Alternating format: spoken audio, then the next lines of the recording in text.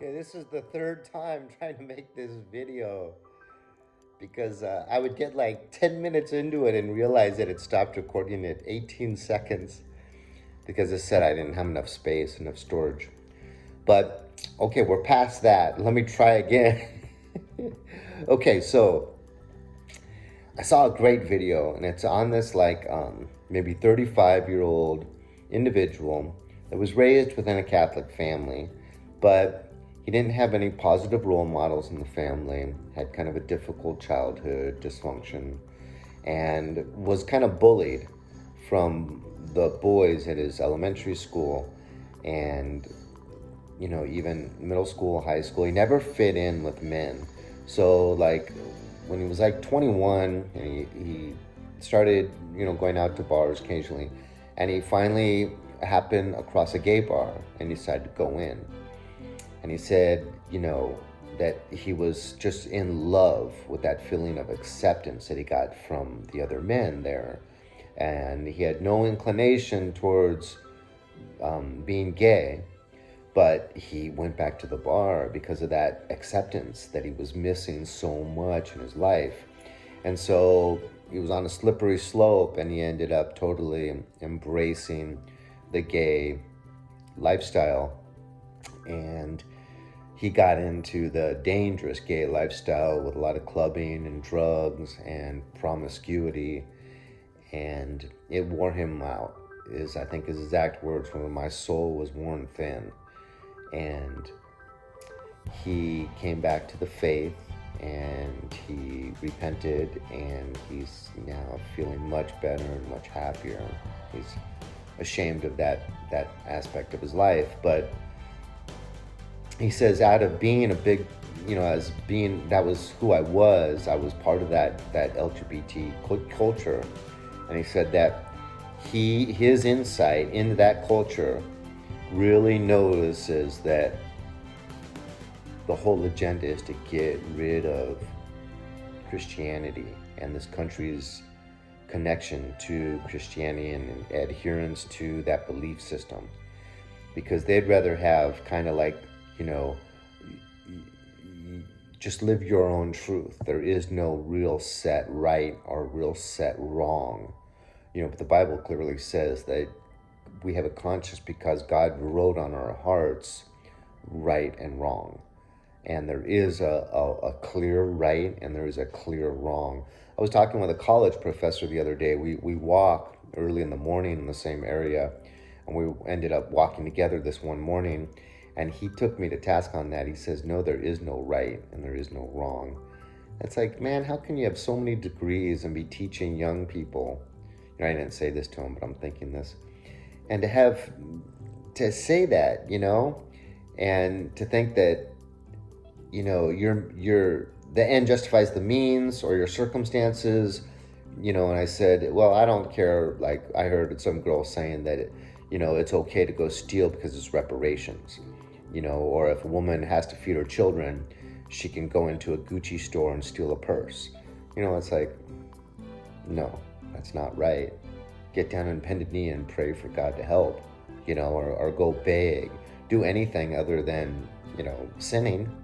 Nothing justifies sin. Anyways, so that's scary. Wanting to really, and how do they do, what's the easiest way to do that? Get the kids.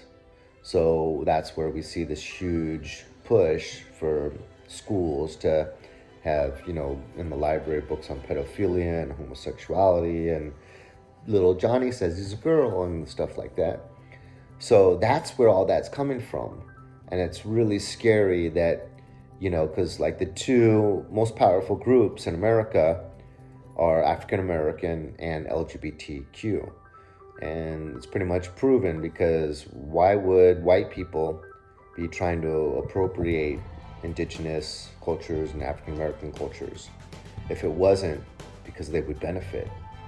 So you're having this happening all over the place. Some Morning Star Bear, this woman that's a college professor, just has really been amping up her American Indian heritage and It was found out she was totally lying the whole time. And this is happening more and more and more. You know, this white privilege thing is just what the media is pushing. You know, it was like 30 years ago, I wasn't even allowed to become a fireman, my chosen career, because of my skin color. You know, that was over 30 years ago. That's how long this has been taking place, affirmative action. And but they say the two people, I mean, you can tell a group how powerful they are if you can't ridicule them or say anything bad about them. And that's pretty much the two groups that can do anything, get away with anything, and that you can't ever tease them or make fun of them. So, you know, and all these problems that we're going through is kind of from the progressive left. And who is the most progressive left are these LGBTQ people, and they want to do away with Christianity. And they realize the easiest way to do that is to get to the kids. So what made me think of this right now and making this video was I was taking the trash out, and I heard the elementary school practicing their songs. Every year at this time of year, you know, the kids prepare for what we used to call the Christmas pageant. I'm sure it's not called that anymore, winter break, winter recess pageant, or whatever they call it, but I'm sure they don't call it Christmas pageant anymore. And they weren't practicing any traditional Christmas carols. How sad is that, you know?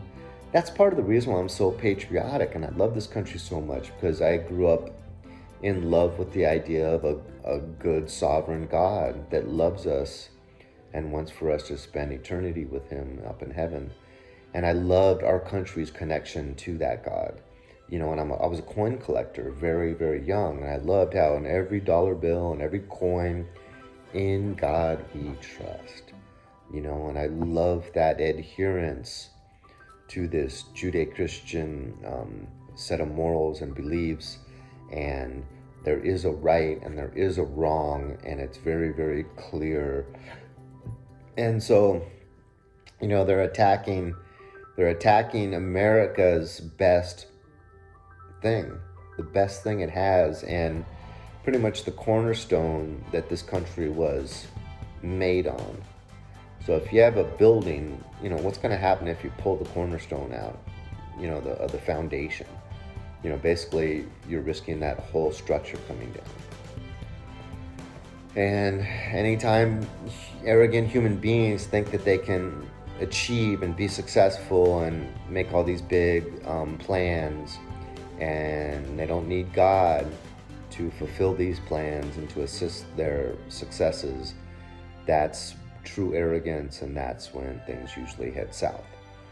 So I just thought I would make that, saw those two things kind of correlating in that video I saw with that young gentleman, or a 30-something-year-old gentleman, and these lack of Christmas carols being practiced at the elementary school.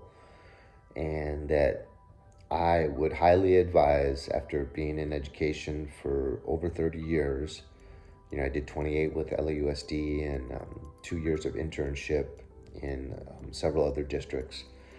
And I would highly, highly recommend pulling your kids from elementary school. I mean, from any public school.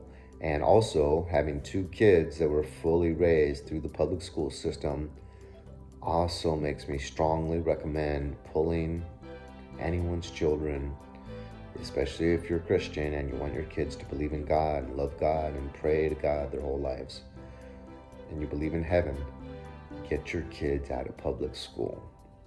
And it's very valuable to know who's at the head of this movement and what their agenda is. So I'm gonna leave it at that. Leave a comment. I would love to hear your take on it. Be well, be blessed, have a good day, treat each other well. Amen.